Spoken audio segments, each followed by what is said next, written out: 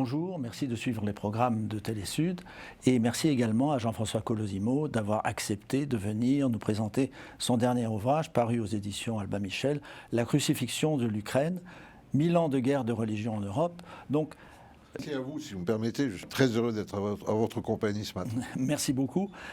C'est donc l'invasion de l'Ukraine, l'attaque de l'Ukraine par la Russie, qui vous a incité à écrire ce livre, ou c'est quand même quelque chose qui était en vous depuis plus longtemps? Non, en fait, moi ce que j'essaie de faire, c'est de mener une grande enquête sur ce qu'on appelle vaguement, c'est une formule très discutable, mais elle renseigne immédiatement sur le retour de Dieu en politique à l'échelle de la planète. Et donc j'avais fait un livre sur les États-Unis, souvent ça se double d'ailleurs d'un film documentaire, pas toujours, mais un livre sur les États-Unis, un livre sur la Russie, un livre sur l'Iran, un livre sur la Turquie, un livre sur les chrétiens d'Orient, et donc j'ai dû revenir à la Russie à travers cette dramatique intervention du Kremlin en Ukraine, intervention que je juge tout à fait criminelle. On peut même plus dire fratricide, puisque Poutine s'est acharné à exterminer ce qu'il y avait de lien historique entre les Ukrainiens et les Russes.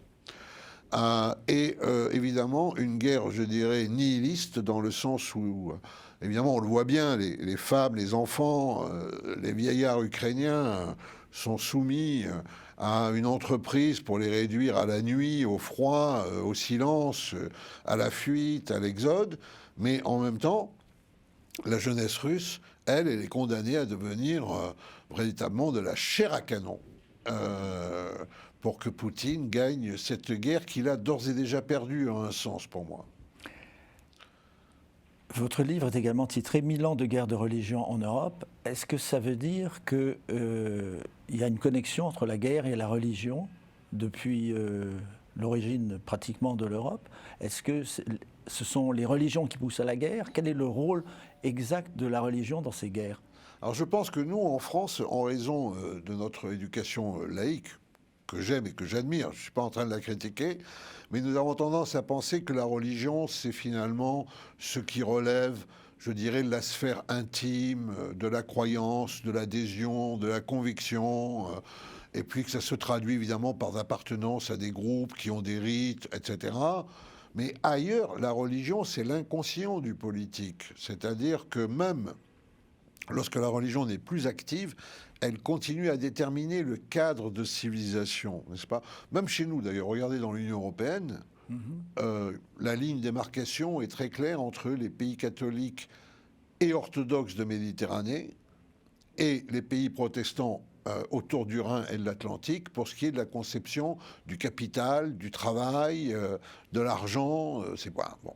Alors il y a une ligne de fracture qui traverse l'Europe, qui part de Riga, dans les pays baltes, sur la mer Baltique, et qui arrive en Croatie, à Split, sur la mer Méditerranée. Elle résulte du fait qu'après les invasions barbares, vous avez une dislocation de l'Empire romain entre l'Occident et l'Orient, entre bientôt ce nouvel empire barbare et latin qui va naître des ruines des invasions barbares, Charlemagne et l'empire carolingien, Aix-la-Chapelle, on va dire aujourd'hui Bruxelles, n'est-ce pas? Et de l'autre côté, Constantinople, la nouvelle Rome, voulue par Constantin, le premier empereur qui s'est converti au christianisme, qui est à cheval sur le Bosphore, qui regarde vers l'Orient, vers l'Asie, et qui, évidemment, va donner naissance à Moscou, qui se voudra la troisième Rome. Alors, cette ligne de fracture, en fait, ces mondes sont devenus étrangers au 8e siècle. Il faut évangéliser ces Slaves, ces gens qui viennent de très loin, mais qui ont débordé sur l'Europe de l'Est, l'Europe centrale, les Balkans. Il faut les convertir au christianisme. Et les missionnaires carolingiens, d'un côté, ceux de Charlemagne, les missionnaires byzantins, ceux de Byzance, de Constantinople, de l'autre, vont se retrouver pour finalement se disputer ces Slaves. Ils vont les diviser. Et donc, tout en haut, vous avez des Polonais qui sont catholiques et qui ont l'alphabet latin, pendant qu'en face d'eux, il y a des Biélorusses qui ont l'alphabet cyrillique, l'alphabet russe, pour aller vite, pour nos auditeurs, et qui sont orthodoxes. Mais tout en bas, vous avez des Croates, alphabet latin catholique, face à des Serbes, alphabet cyrillique et orthodoxe. Cette ligne de division, elle va traverser les siècles. Les empires héritiers à la fois de Charlemagne et de Byzance, des deux côtés vont se la disputer. Or, je vous rappelle qu'après la grande glaciation communiste, la bipolarité du monde, Est-Ouest, n'est-ce pas? Eh bien, la guerre, elle revient en Europe avec la guerre d'ex-Yougoslavie, avec des Serbes et des Croates, entre autres, qui s'affrontent. Le conflit yougoslave en 1991, il éclate dans la Krajina, qui est une région croate peuplée de Serbes. Krajina, c'est la racine kraj, en vieux slave, ça donne Ukraina, Ukraine. L'Ukraine, en fait, c'est le lieu de convergence de cette lutte sur 1000 ans entre des empires qui pensent avoir la vraie foi. D'un côté, et j'en aurais fini là-dessus, d'un côté, les empires qui succèdent à Charlemagne, le Saint-Empire romain germanique, l'Empire prussien, et avant l'Empire austro-hongrois, et puis de l'autre, les empires qui succèdent à Byzance, il y en a deux. Un par la religion, c'est évident, c'est la Russie tsariste, mais l'autre, c'est par la civilisation, c'est l'Empire ottoman. Et ces empires, ils vont confluer dans ce pays qui porte comme nom frontière, confins. Et ils vont le déchirer.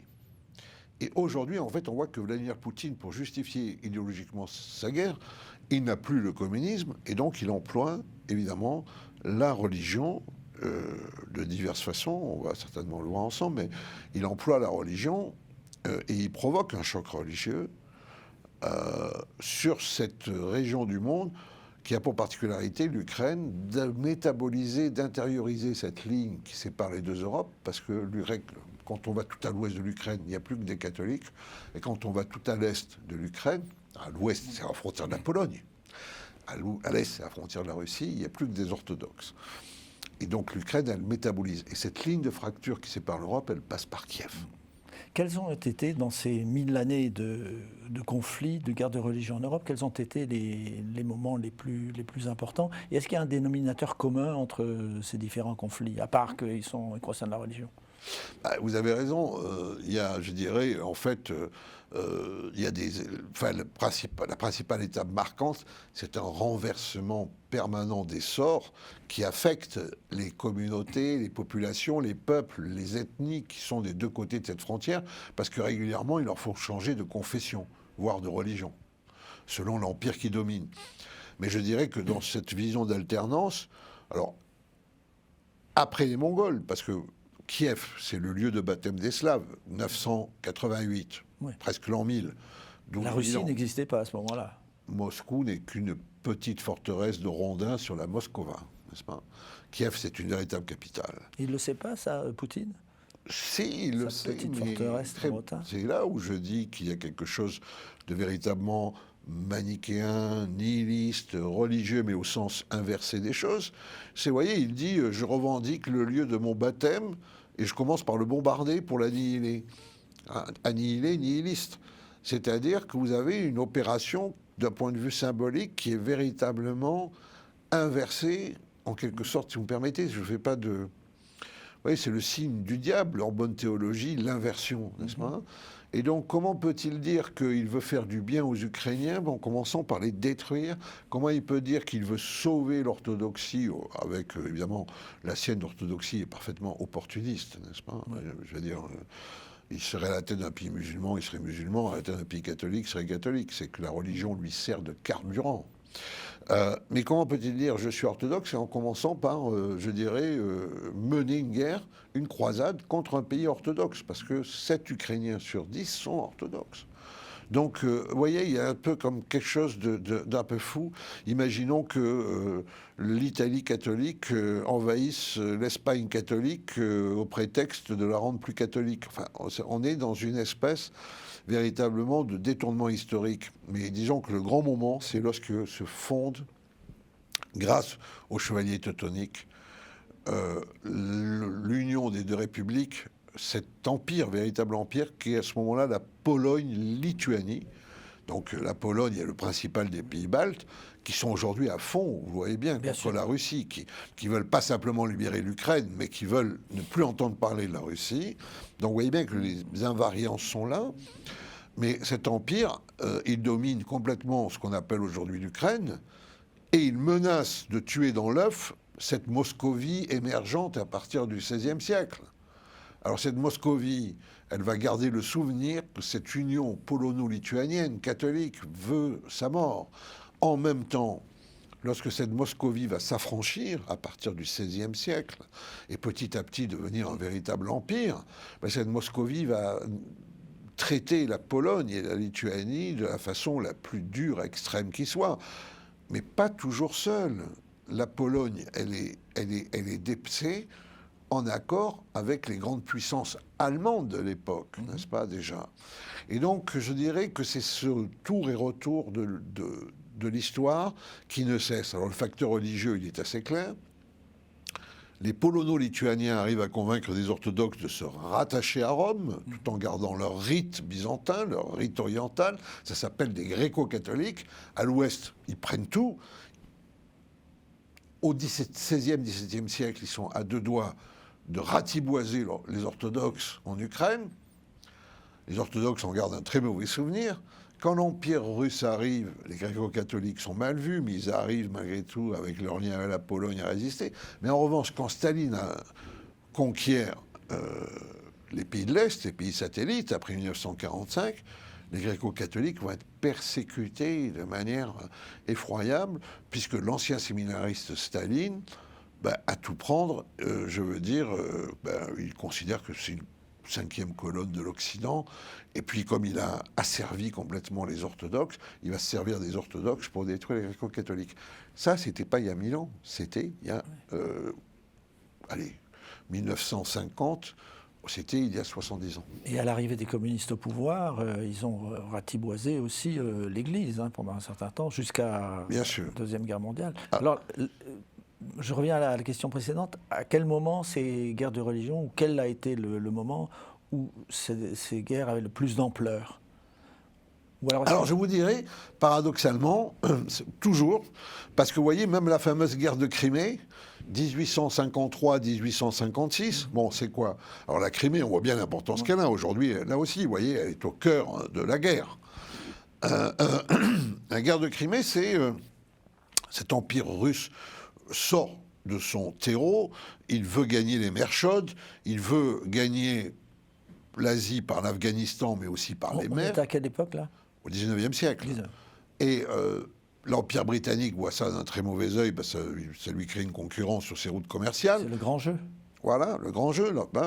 La descente par les détroits du Bosphore et des Dardanelles, que M. Erdogan garde aujourd'hui et dont il fait une monnaie d'échange très chère. Et puis l'Afghanistan. L'Afghanistan qui est vraiment le terrain où les Russes et les Anglais s'affrontent pour la conquête de l'Asie, la descente vers l'Inde et plus loin l'Extrême-Orient. Et l'Extrême-Orient, c'est important pour les Russes parce que, en raison de leur géographie, ils ont aussi une jonction avec l'Extrême-Orient de l'autre côté, n'est-ce pas? Bien sûr. Les Britanniques, très malins, chauffent Napoléon III, qui a envie d'un peu rattraper la gloire de son oncle. Et puis l'Empire français, il a besoin de s'exporter. Et puis, il y a qui plus est, pour la petite histoire, Napoléon III est le cousin de Sélim, le sultan d'Istanbul de l'époque, le patron de l'Empire ottoman. Non, parce que Sélim est le fils d'une Beauharnais, comme Joséphine, qui a été kidnappée lorsqu'elle se rendait dans ses îles natales et qui est devenue la favorite du père de Sélim, le sultan précédent. Enfin, toujours est-il, cette guerre, elle se déclenche à Jérusalem, parce que la France est la protectrice des chrétiens d'Orient catholiques, et la Russie la protectrice des chrétiens d'Orient orthodoxes. Mais les chrétiens ne cessent de se battre pour dominer Jérusalem. Et il y a des rixes. En 1849, la rixe entre les moines italiens, franciscains, catholiques, et les moines grecs, orthodoxes, pour le Saint-Sépulcre, fait une quarantaine de morts autour du tombeau du Christ. Pas une image fameuse. Non. L'année d'après, à Bethléem, c'est pour savoir à qui appartient l'étoile du berger, il y a une dizaine de morts. La France veut que la Russie soit exclue des lieux saints. La Russie veut que la France soit exclue des lieux saints. C'est la guerre de Crimée. Et son facteur déclencheur, évidemment, il y a des tas d'aspects politiques, géopolitiques, économiques. Mais le prétexte, c'est un prétexte religieux. Et on voit à Paris Monseigneur Sibure, l'archevêque de Paris de l'époque, bénir les troupes napoléoniennes en leur demandant d'aller extirper le schisme orthodoxe une fois pour toutes. Et pendant ce temps, Monseigneur Nicanor, le métropolite de Saint-Pétersbourg, bénit les troupes tsaristes en leur demandant d'aller extirper le schisme latin catholique. Vous voyez, et ça, c'était il y a 150 ans. Donc, je pense que de ce point de vue-là, alors, est-ce que ce sont les religions, les autorités religieuses? Aujourd'hui, pas du tout, parce que à la suite du XXe siècle, de la grande tragédie de 1914, 1918, 1939, 1945, Vatican II, les autres églises aussi, le dialogue œcuménique est profond. Mais je dirais que ce sont les États qui récupèrent la furie religieuse là où les églises ne s'en occupent plus, sauf une, le patriarcat de Moscou. Oui. Par exemple, vous parlez de l'intervention de l'Église dans les conflits. L'attitude du pape pendant la Shoah n'a pas été très claire, il me semble. Oui, alors c'est un côté très discuté. Le pape François, pour régler cette question, a décidé d'ouvrir prématurément, parce que vous savez qu'il y a toujours une durée pour les archives, de plusieurs décennies. Donc il a décidé d'ouvrir les archives pour que l'on sache exactement ce qu'il en était. C'est une question très discutée. Mais vous voyez, l'Ukraine, vous voulez voir, on va faire le lien. L'Ukraine, c'est la terre des trois monothéismes, puisque évidemment le christianisme, mais en fait, très important, il y a une présence musulmane très très ancienne, celle des Tatars de Crimée, les héritiers des Mongols. Et puis il y a une présence juive, qui a été pendant très longtemps énorme, puisque c'était le shtetl, cette réserve administrative dans laquelle les empires de l'époque, pas que l'Empire russe, tout le monde était d'accord pour parquer les Juifs, malheureusement, enfin, je veux dire, pas du tout. Et ce shtetl, il courait un peu sur la Pologne, l'Ukraine, la Biélorussie actuelle. C'était un lieu prodigieux de foyer de culture, n'est-ce pas? Puisqu'on conçoit aujourd'hui comme beaucoup de la grande culture juive a été élaborée dans ce shtetl. Mais l'Ukraine, c'est aussi la terre des deux totalitarismes. Alors, il y a l'Holodomor, la famine organisée par Staline, qui n'a pas frappé que l'Ukraine, mais qui a frappé principalement l'Ukraine, puisque c'est une terre de blé. Oui. C'est une grande... la société ukrainienne, c'est pas la société russe, c'est une société pastorale, une société un peu paysanne, une société de villages, de hameaux, et puis une société d'agriculteurs. Très différente de ce point de vue-là, méridionale, une société. Mais les Galiciens, les Ukrainiens de l'Ouest, qui sont tournés vers l'Europe, ils ont souvent adopté les grandes pages lumineuses de l'Europe, mais ils ont aussi adopté les pages les plus sombres. C'est là où s'est recruté, en fait, une division SS qui a produit ce qu'on appelait la Shoah par balle.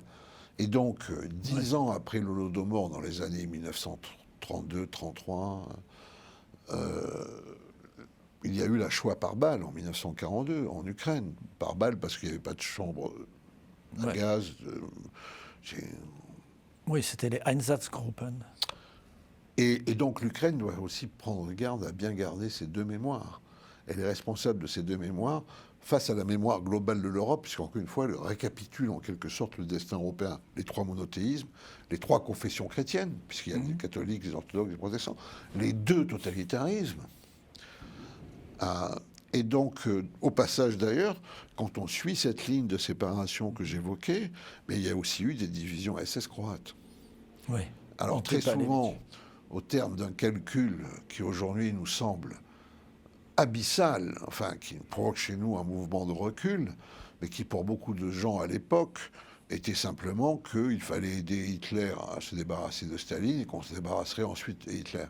Résultat, au passage, il y a eu une implication de ces peuples européens de l'Ouest dans la Shoah. Très directement, très clairement. Pas qu'on cherche s'il y a eu des discours antisémites, il y en avait énormément. Ouais. Pas que c'est là. Il y a eu cette application, c'est clair. Donc voilà toutes les mémoires que porte l'Ukraine. En raison de toute cette mémoire, elle aurait pu être une plateforme pour faire la grande Europe, de l'Atlantique à l'Oural, comme disait le général de Gaulle. Il n'y a pas de rapprochement possible entre les religions en 1000 ans. Si, aujourd'hui, oui. Oui, mais à l'époque, pendant 1000 ans, là, on n'a pas eu l'idée de... Peut-être. Alors, c'est toujours un phénomène, vous voyez, complexe. Ah oui, ça, c'est moins C'est-à-dire composé, hein. que nous n'avons pas la même religion, vous êtes mon ennemi, mais si vous avez des innovations intéressantes, je vous les emprunte sans dire qu'elles viennent de chez vous. Donc en fait, il y a un phénomène d'opposition confessionnelle sur le dogme, et il y a une circulation des formes, que ce soit dans les spiritualités ou dans les rites.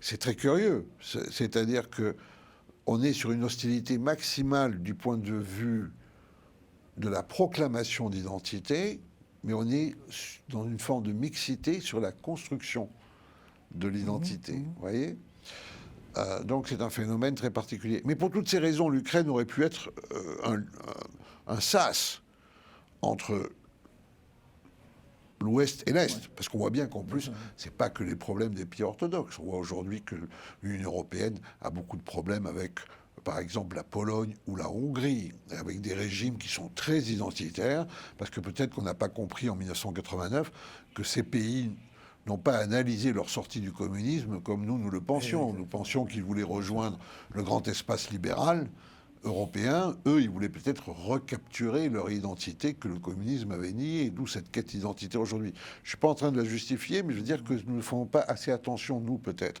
Pensons peut-être que le monde nous ressemble. Le monde ne nous ressemble pas. Et c'est heureux, en quelque sorte, par certains aspects. Et il faut bien comprendre, donc, qu'il y a d'autres logiques à l'œuvre, y compris en Europe. Alors, je dirais, ça aurait pu être un sas de communication. Poutine est en train de détruire l'Ukraine pour qu'il y ait un abîme, qu'il y ait un trou noir entre les deux Europes. Et comment comment vous êtes-vous lancé, si j'ose dire, dans ce difficile domaine de la religion? Est-ce que c'est une vocation religieuse que vous avez eue C'est une histoire un peu longue, mais je dirais que j'étais un garçon attiré, j'étais éduqué par les jésuites, j'étais attiré par les livres. J'ai ensuite été attiré par ce qui relevait de la philosophie, la théologie, l'histoire des religions. Ça me passionnait dans une génération où ça n'intéressait personne. Alors pendant longtemps, il a semblé que j'avais fait le mauvais pari. Mais malheureusement, la terrible actualité du monde me donne ultérieurement, en quelque façon, raison. Vous voyez, dans les dîners en ville à Paris, il y a 20 ans, on voulait parler sérieusement, on parlait de politique, et on voulait parler pour rire, on parlait de religion. C'est exactement l'inverse aujourd'hui, parce que peut-être que depuis les Lumières, nous avons eu tendance à trop rejeter le fait religieux dans ce qu'il n'est pas, encore une fois. Nous sommes... la religion, c'est encore une fois véritablement les invisibles qui occupent les peuples, pour lesquels on est, pour lesquels on se lie, pour lesquels on écrit des lois, grâce auxquelles, et pour lesquels on part mourir aussi. Ces invisibles, ils n'ont pas besoin de s'appeler Dieu. Parfois, dans la modernité, ça s'est appelé la patrie avec un grand P, la nation avec un grand N, l'empire avec un grand E. N'est-ce pas? Et vous sentez mais l'homme se transcende par des invisibles qui réunissent les communautés humaines. Et aujourd'hui, nous avons affaire à des dictateurs qui, ayant épuisé l'athéisme ou le sécularisme, retournent dans le vieil arsenal pour réarmer leur peuple, parce que la religion, c'est totalement exclusif. Une religion exclut les autres par principe, totalement exclusif des autres, totalement inclusif des siens. Ouais. Et c'est la maximalisation du sacrifice, puisque c'est la promesse de l'au-delà, n'est-ce pas? Ouais. Alors, dans tout ce monde-là, tout ça est très très intéressant, parce qu'on voit que, aujourd'hui, les dictateurs reprennent tout ça. Xi Jinping parle de Confucius, Erdogan islamise, Modi en Inde hindouise, et, comment il s'appelle, Poutine orthodoxise. On voit bien que ça a guère à voir avec une foi vivante, etc. Et ce qu'il y a de très intéressant, c'est que finalement, le continent qui échappe un peu à cette prédétermination, c'est l'Afrique.